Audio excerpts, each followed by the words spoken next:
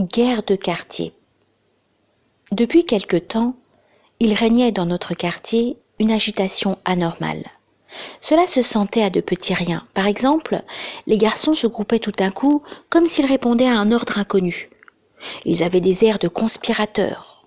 Hochant gravement la tête, ils chuchotaient puis se séparaient avant de se réunir plus loin. J'avais beau essayer de découvrir leurs secrets, mais je n'y parvenais pas.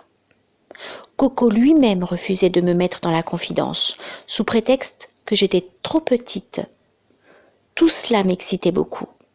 Et voilà qu'un soir, les choses se précipitèrent.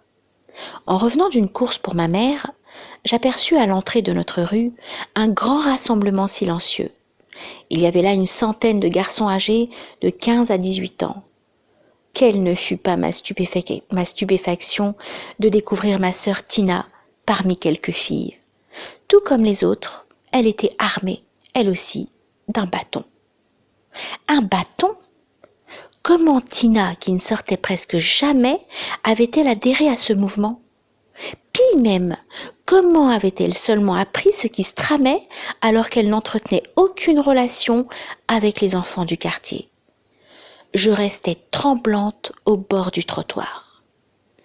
Il s'agissait, je l'appris peu après, d'une guerre de quartier. Partagé entre mon désir de suivre de près les opérations et mon souci d'obéir à ma mère, je résolus de courir jusqu'à la maison avec l'espoir que ma mère accepterait de me voir ressortir. Il n'en fut rien. Quand ma sœur rentra, 2 heures plus tard, les cheveux en désordre, une égratignure sur le nez, la robe déchirée, je lus dans ses yeux un regard de triomphe. Notre bande en avait rencontré une autre sur les hauteurs de Bab el-Oued et l'affrontement s'était déroulé à coups de bâton. Quelle étrange lumière rayonnait autour du visage de Tina. Quel air de victoire, quelle excitation, quelle métamorphose.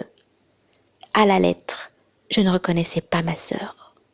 En elle, je découvrais une autre personne dont je n'avais jamais soupçonné l'existence. J'avoue que j'eus du mal à comprendre une dualité aussi troublante. Quoi ?